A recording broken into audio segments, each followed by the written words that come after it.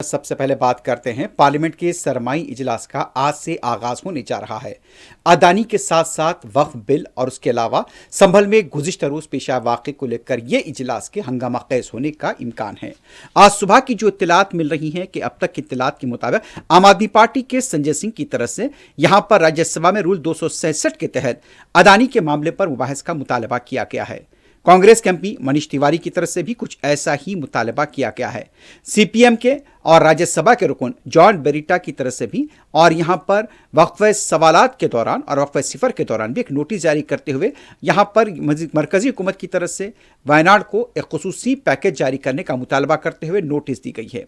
कांग्रेस के एमपी रंजीत रंजन की तरफ से सेक्रेटरी जनरल राज्यसभा को एक नोटिस दी गई है रूल 176 के तहत कि यहां पर राज्यसभा के अंदर शॉर्ट ड्यूरेशन होना चाहिए दिल्ली में जो आलूगी की सूरत हाल है। इसके साथ साथ ये कहा जा रहा है कि पार्लियामेंट के इस इजलास में हुकूमत की तरफ से वक्फ बिल को पेश किया जा सकता है। वन नेशन वन इलेक्शन पर भी बात हो रही है, लेकिन क्या यह बिल पेश होगा इस पर अभी भी सवालिया निशान है।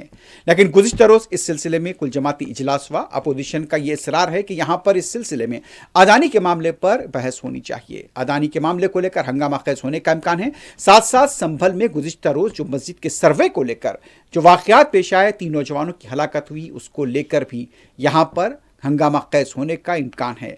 सुबह का सेशन उम्र जिस तरह से, चूंकि आज का पहला दिन है, वजीर आजम का भी अब से कुछ देर बाद शायद हो सकता है कि मीडिया से उनकी बातचीत होगी, लेकिन आज सुबह के सेशन में वक्फ़े सवाल जब शुरू होंगे तो अपोजिशन की तरफ से यह एहतजाज यकीनी दिखाई दे रहा है कि यहां पर फौरी तौर पर अदानी को लेकर मुबाहिस होने चाहिए। अब हुकूमत इस पर कितना तैयार होती है वो अलग बात है, लेकिन सुबह का सेशन यहां पर खलल अंदाजी का शिकार हो सकता है आज की पहले दिन की कार्रवाई के दौरान।